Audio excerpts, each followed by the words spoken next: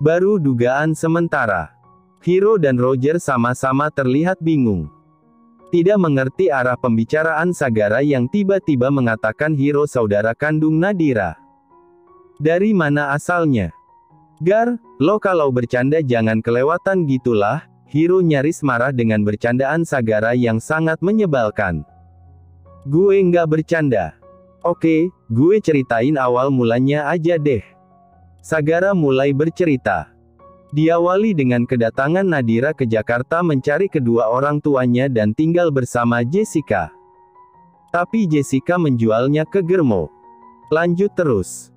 Sampai pada tahap akhir cerita pencarian Sagara ke Surabaya kemarin. Jadi gitu, istri gue bukan putri kandung mendiang ibunya di desa. Mungkin karena rasa bersalah, sebelum meninggal, beliau menitipkan sebuah foto. Foto orang tua kandung Nadira. Tapi foto itu tertinggal di apartemen Jessica. Lo tahu, si bitch Jessica justru membakar fotonya. Sialan banget kan? Ditambah lagi Nadira lupa wajah kedua orang tuanya di foto itu. Berapa hari dia murung dan menyalahkan diri sendiri karena melupakan wajah mereka. Akhirnya gue bawa dia ke Surabaya mencari bukti yang lain di rumahnya yang lama. Syukurlah ada foto ini. Teman dekat mendiang ibunya Nadira masih menyimpan foto ini. Sagara menarik nafas panjang, hatinya sedih sekali membayangkan wajah istrinya yang murung karena merindukan orang tua kandungnya. Rencananya gue mau nyewa detektif mencari tahu pemilik rumah di foto ini. Karena kemungkinan besar pemilik rumah ini adalah keluarga kandung Nadira. Tapi siapa sangka takdir menjawab secepat ini. Di hari ini, di sini. Lo Hiro. Lo menjawab semuanya. Kemungkinan besar lo keluarga asli istri gue yang sangat dia rindukan. 5 menit setelah Sagara menyelesaikan kalimatnya, Hiro masih diam. Wajahnya terlihat syok. Roger saja yang tidak ada sangkut pautnya dengan cerita Sagara, ikut terkejut apalagi Hiro. Oke, gue mengerti lo terkejut. Sama, gue juga terkejut. Tapi semuanya belum pasti. Dan gue juga belum punya bukti valid keluarga lo adalah keluarga kandung istri gue. Jadi kita lakukan tes DNA diam-diam. Hiro masih saja diam. Hiro, Sagara sampai menepuk pundaknya. Detik itulah, Hiro mengerjap dan mengusap wajahnya. Hiro terlalu hanyut dalam pikirannya sendiri. Ada banyak hal yang dia pikirkan sekarang. Seandainya benar Nadira adik kandungnya, artinya dia dan Sonia tidak punya ikatan darah. Mereka bukan adik kakak kandung lagi. Jadi mereka bisa bersatu. Saat memikirkan itulah, jantung Hiro rasanya seakan berhenti berdetak. Tiba-tiba saja pikiran Hiro sudah dipenuhi dengan impian-impiannya bersama Sonia. Di masa depan nanti, mereka menikah, punya anak dan bahagia selamanya. Oke, Hiro tahu imajinasinya ini sangat ngelantur dan terlalu jauh. Tapi Hiro juga tidak bisa mengendalikan dirinya. Lo mau tes DNA? Hiro mengangguk kuat dan penuh antusias. Langsung besok saja. Malam ini lo pulang ambil rambut istri lo. Tes DNA dengan rambut gue. Kalau gue dan Nadira saudara, DNA kita pasti sama.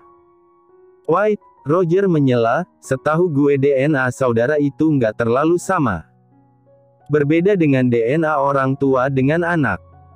Jadi kalau mau hasil yang valid, mending langsung saja tes DNA rambut Tante Marshanda atau Om Handaru dengan rambut Nadira. Sagara dan Hiro saling menatap lalu mengangguk bersamaan. Tanpa babi bu mereka langsung pergi melanjutkan tugas masing-masing. Sagara mengambil rambut Nadira, sedangkan Hiro mengambil rambut mama papanya. Kemudian mereka akan bertemu di rumah sakit Erlangga. Datang paling awal, pulang paling akhir, ditinggal pula. Nasib, punya teman laknat, Roger menghabiskan sisa kopinya dan ikut pergi juga dari kafe. Pagi hari. Pagi ini sekitar jam 9, Nadira dan Sonia bertemu untuk melanjutkan rapat. Hanya mereka berdua. Natasha ada di rumah menjaga Samudra. Sedangkan Marshanda jelas tidak bisa ikut karena kondisinya belum pulih. Rapat ini membahas tentang pembentukan tim yang akan mengurus semuanya. Karena produk ini akan diproduksi di perusahaan Marshanda, sebagian besar karyawan diambil dari perusahaan Ma dan Sakorp. Hampir 2 jam rapat, akhirnya selesai juga. Kini Nadira dan Sonia sedang menikmati secangkir minuman dingin di salah satu kafe, masih ada di gedung ini juga. Aku sangat senang bekerja sama dengan kamu, ucap Sonia sambil menyeruput matcha dinginnya. Justru aku yang harusnya bilang gitu. Aku senang bisa bekerja sama dengan kamu dan mama kamu. Kalian sangat luar biasa, perempuan-perempuan hebat dan cerdas. Sonia mengangguk. Tidak salah Sonia memilih berada di sisi Nadira. Dia perempuan yang sangat baik, humble dan tulus. Setelah semuanya terbongkar nanti dan orang tuanya tahu Nadira putri kandung mereka, Sonia tidak perlu khawatir. Karena Nadira bukan tipe perempuan jahat dan licik seperti Jessica yang hanya mementingkan diri sendiri. Sonia yakin Nadira bisa menjadi putri yang untuk mama papanya, jauh lebih baik daripada dirinya. Ya, mungkin sudah waktunya Sonia pergi dari hidup mereka. Meskipun sulit, Sonia harus menerima takdirnya. Oh ya, masih ada yang mau kamu bicarakan. Kalau tidak, aku ingin segera pulang. Maaf ya, takutnya Samudra rewel di rumah dan mencariku. Nggak ada kok. Aku juga mau pulang. Setelah membayar pesanan, mereka keluar dari kafe menuju ke basement parkiran. Nadira fokus berjalan, sedangkan Sonia justru fokus dengan rencananya. Rencana bagaimana mendapatkan rambut Nadira. Sonia sudah punya hasil tes DNA dengan kedua orang tuanya.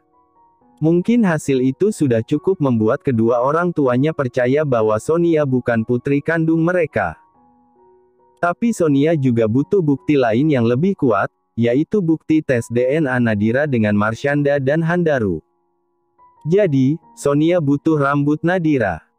Oke, Sonia, tenang, kamu pasti bisa. Sonia menyemangati dirinya sendiri lalu.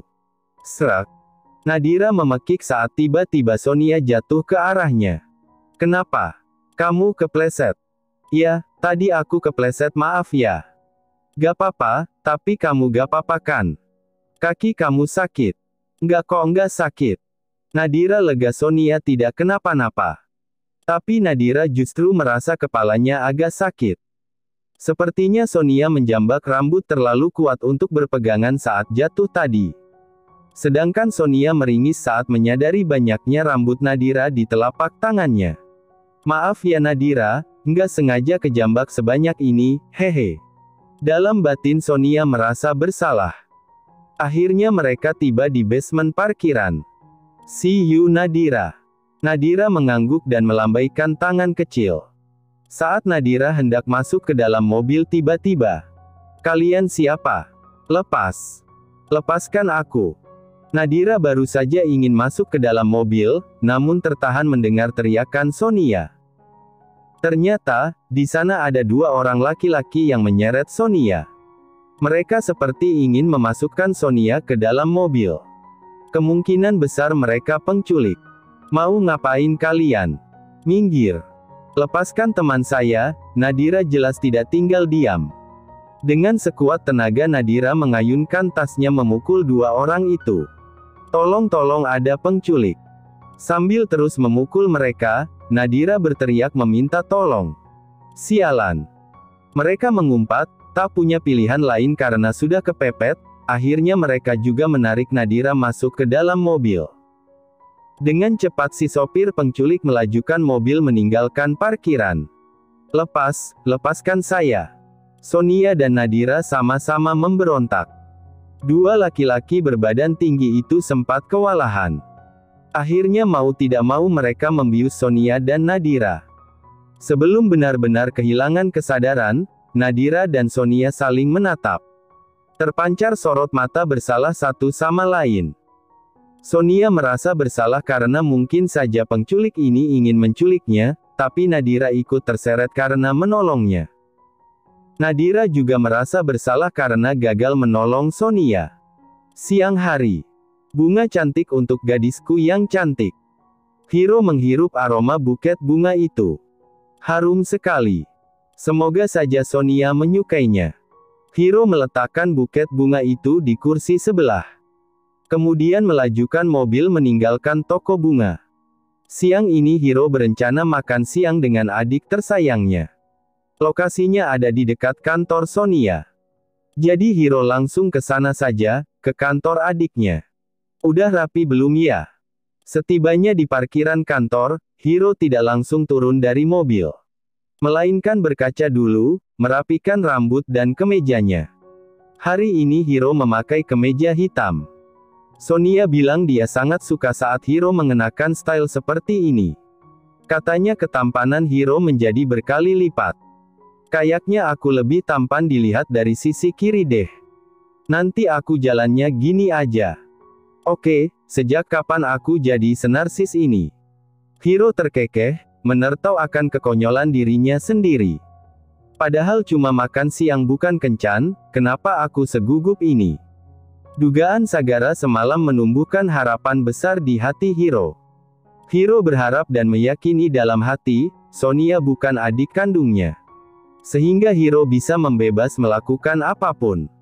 Contohnya, kissing. Jujur saja, Hiro sangat ingin mencium bibir Sonia. Oke Hiro, enyahkan dulu pikiran bangsatmu itu, karena semuanya belum pasti. Hiro memaki dirinya sendiri, lalu turun dari mobil sambil membawa buket bunga.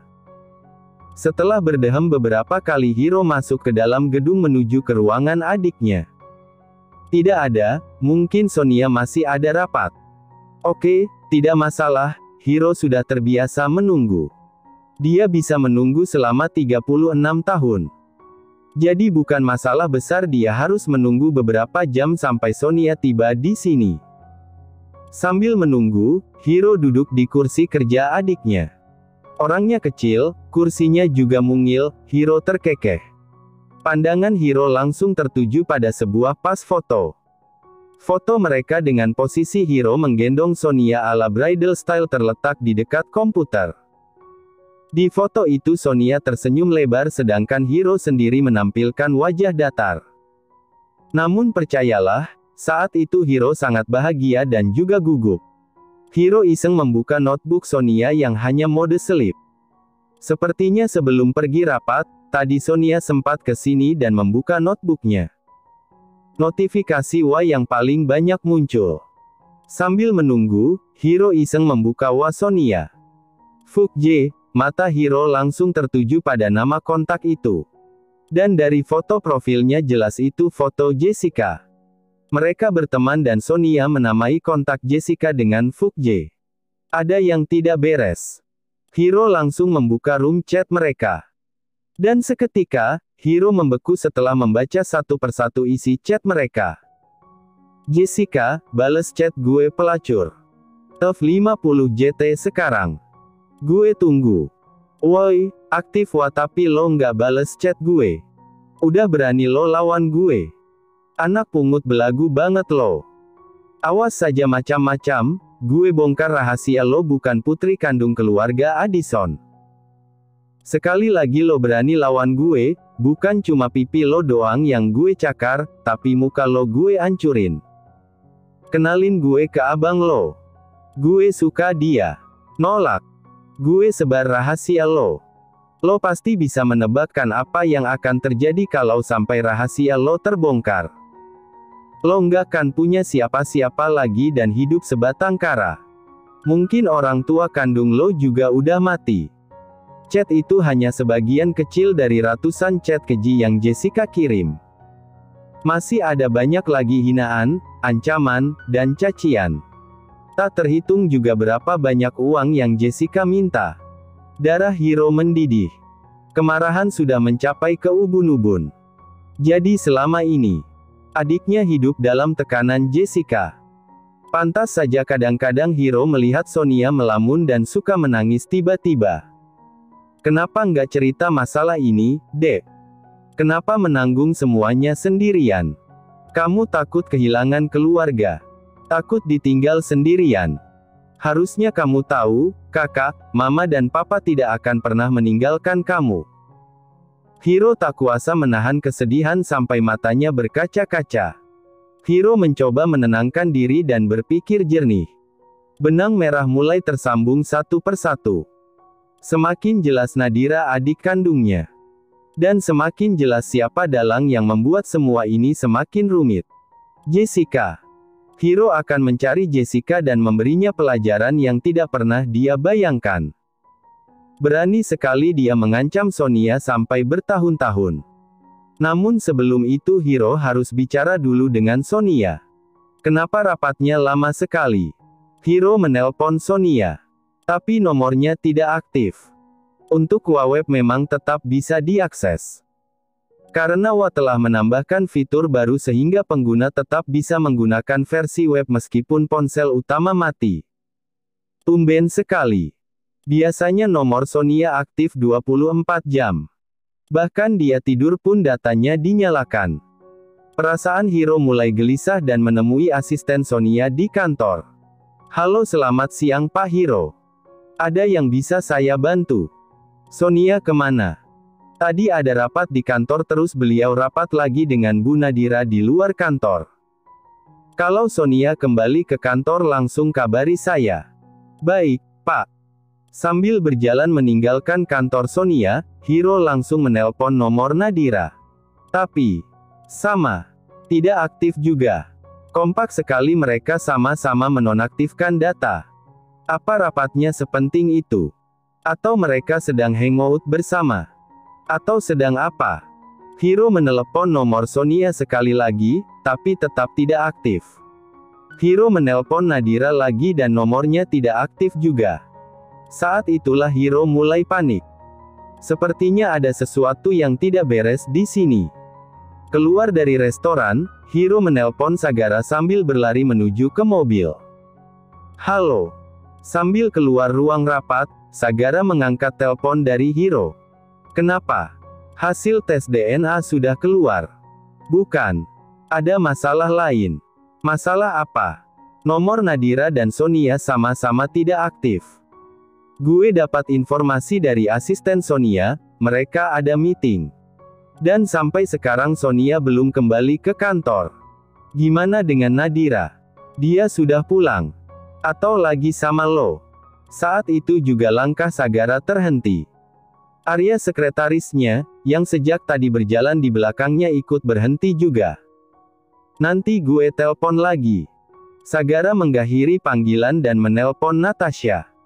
Tadi pagi Natasha datang ke rumah untuk menjaga Samudra sampai Nadira pulang. Halo, Ma. Nadira sudah pulang? Belum. Ini Mama baru aja mau nelpon kamu karena nomor Nadira tidak aktif. Mama justru mengira selesai rapat dengan Sonia, Nadira langsung ke kantor kamu. Saat itulah, perasaan Sagara dilanda kecemasan. Kenapa? Nadira ada sama kamu kan? Oh iya, Ma. Ini Nadira baru sampai di sini. Ya udah aku tutup dulu ya teleponnya. Aku mau kencan dengan istriku. Mama jangan telepon-telepon lagi. Ya deh iya yang mau kencan berduaan dengan istri tercinta, terdengar suara tawa Natasha, have fun ya. Ya, Ma. Sagara terpaksa berbohong. Dia tidak ingin mamanya khawatir. Jika Natasha tahu Nadira tidak bisa dihubungi beliau pasti sangat sedih. Sagara menelpon Hiro lagi sambil berlari menuju ke parkiran. Sagara juga meminta Arya untuk menghandle pekerjaan sampai dia kembali. Kami berhasil membawa perempuan itu bos tapi kenapa? Sambil terus menempelkan ponsel di telinga, Jessica menghisap rokoknya dan menghembuskan asap perlahan. Tapi kami juga menangkap temannya. Saya kirim fotonya bos. Jessica mengecek sebuah foto yang baru saja terkirim di WA-nya. Dan ternyata itu foto Nadira. Bodoh. Kalian benar-benar bodoh. Jessica terus mengumpat berulang kali. Sial, kacau. Benar-benar kacau. Rencana yang telah dia susun rapi selama berminggu-minggu langsung gagal di tahap awal. Dasar bawahan tidak berguna. Tentu saja Jessica ingin menghabisi Nadira. Tapi dengan rencana lain, bukan menculik Nadira bersamaan dengan Sonia. Sama saja Jessica bunuh diri, seolah menantang Hiro dan Sagara bersamaan. "Bos, terus bagaimana?" Langsung plan C. "Serius bos?" Tiba-tiba terdengar suara bel apartemennya berdering. "Langsung ke plan C. Pastikan jangan gagal." Setelah mengakhiri panggilan, Jessica membuka pintu. Hanya sedikit dan bagian dalamnya masih terkunci memakai rantai. Jessica sengaja menambah keamanan untuk mencegah hal-hal yang diinginkan. Paket. Jessica melepas rantai dan membuka pintu lebih lebar. Saat itulah Jessica menyesali keputusannya saat serak, bruak. Laki-laki yang mengaku tukang paket itu mendorong pintu dan menonjok wajah Jessica. Jessica hendak menjerit saat merasakan sakit luar biasa di hidung. Namun suaranya tercekat saat laki-laki itu menodongkan pistol ke arahnya. Mengeluarkan suara sedikit saja, pistol ini menembus kepalamu. Wajah Jessica seketika pucat pasti. Tubuhnya membeku seolah sebagian jiwanya telah meninggalkan raga. Laki-laki itu yang entah siapa langsung menyeret Jessica. Menarik sebuah kursi dari ruang makan dan mendudukkan Jessica di sana. Kedua tangannya diikat di belakang dan kedua kakinya diikat di masing-masing kaki kursi. "Siapa kamu? Mau apa kamu?" Laki-laki itu menuju ke pintu dan membukakan pintu. Saat itu, saat dua orang laki-laki yang cukup Jessica kenal memasuki apartemennya, Jessica melihat kehancurannya. Sagara dan Hiro. Bahkan belum ada sehari Jessica menculik dua perempuan yang mereka sayangi. Mereka sudah berhasil menemukannya. Wow, mengejutkan Tuan Saraga dan Tuan Hiro terhormat datang ke apartemen sederhana ini. "Di mana istri saya?" Sagara langsung pada intinya. Dia tidak ingin berlama-lama di sini. Istrinya pasti sudah menunggunya sekarang. "Kenapa kamu menanyakan keberadaan istrimu kepadaku? Memangnya apa hubunganku dengannya? Istri kamu saja tidak menganggapku sebagai temannya." Serak. Laki-laki yang berdiri di belakang Jessica menempelkan pistol di belakang kepalanya. Namun Jessica menunjukkan wajah datar. Sama sekali tak terlihat takut. "Jawab saja di mana Nadira dan Sonia?" Kali ini Hiro yang menghardik. "Apa aku terlihat seperti menyembunyikan mereka? Seharian aku ada di sini. Bangun tidur, makan, terus kalian datang. Kalian yang menggangguku. Aku tidak suka diganggu. Kalau aku marah, aku bisa benar-benar membunuh mereka." Jessica menyeringai. Kemarahan Hiro tak tertahankan lagi. Hiro mendekat dan mencengkeram rahang Jessica. Cengkramannya begitu kuat, tapi tetap saja reaksi Jessica masih datar. Plah. Hiro melayangkan tamparan keras di pipinya sampai kepala Jessica tertoleh ke kiri dan sebagian rambutnya menutupi wajahnya. Jessica tampak menyeramkan dengan penampilan yang sekarang. "Aku bilang jawab." Ding. Dong. Ding. Dong. Lirih Jessica tiba-tiba dengan seringai di bibirnya yang berdarah. Ding. Dong. Jessica tertawa. Ding. Dong. Tolong aku. Aku ketakutan di sini. Haha. Sagara dan Hiro speechless untuk beberapa saat. Rasanya seperti mereka berhadapan dengan orang gila. "Jangan pura-pura gila kamu," geram Sagara. "Aku tidak pernah takut mati. Silakan bunuh aku. Nadira dan Sonia akan ikut bersamaku juga. Aku akan menyeretnya ke neraka dan menyiksa mereka di sana selama-lamanya." Ding. Dong. Ding. Dong. Boommm hahaha. Saat itulah, Sagara dan Hiro saling menatap. Pikiran mereka seolah terkoneksi satu sama lain, memikirkan hal yang sama. "Bom. Jaga perempuan ini," ucap Hiro pada bodyguard-nya lalu dia berlari bersama Sagara dan keluar apartemen. Sebelum pergi tadi, Sagara membawa ponsel Jessica. Mungkin ada petunjuk keberadaan Nadira dan Sonia di ponsel itu. Benar saja di ponsel Jessica, ada salah satu nomor yang mengirim foto Nadira sedang pingsan. Sialan, gue bunuh dia sekarang. Tenang dulu, Hiro menahan Sagara yang hendak masuk ke dalam apartemen lagi. Lebih baik kita segera lacak nomor ini. Mereka dalam bahaya. Bergerak cepat, Sagara dan Hiro langsung meminta bantuan Roger dan tim IT-nya untuk melacak nomor itu. Akhirnya dengan kerja keras mereka berhasil mendeteksi lokasi ponsel itu berada.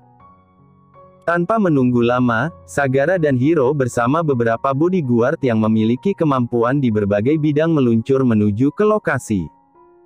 Mereka mengikuti jalur yang ditampilkan di Google Maps. Perjalanan awal mereka masih melewati jalan raya. Lalu belok ke jalan yang agak kecil. Semakin lama jalan semakin kecil dan tidak ada jalan lagi. Mau tidak mau mereka menghentikan mobil di sana dan di sekeliling mereka hanya ada hutan. Masih ke sana? Ya. Sagara dan Hiro terus mengikuti jalur. Hingga mereka melihat sebuah gubuk kecil di dalam hutan. Dengan cepat mereka berlari ke arah sana. Begitu memasuki gubuk. Benar saja. Di sana ada Nadira dan Sonia. Mereka duduk dengan posisi punggung saling menempel. Tubuh mereka diikat menjadi satu. Kedua kaki mereka juga diikat. Mas Sagara, Kak Hiro, Nadira dan Sonia yang sudah tersadar dari obat bius terkejut melihat kedatangan mereka. Mereka ketakutan sekarang, tapi lebih takut lagi dengan keberadaan laki-laki yang mereka cintai di sini. Pergi, Mas, menjauh. Ada bom di tubuhku. Nadira menggelengkan kepala. Pergi, Kak. Aku mohon. Sonia juga memohon agar Hiro pergi dari sini.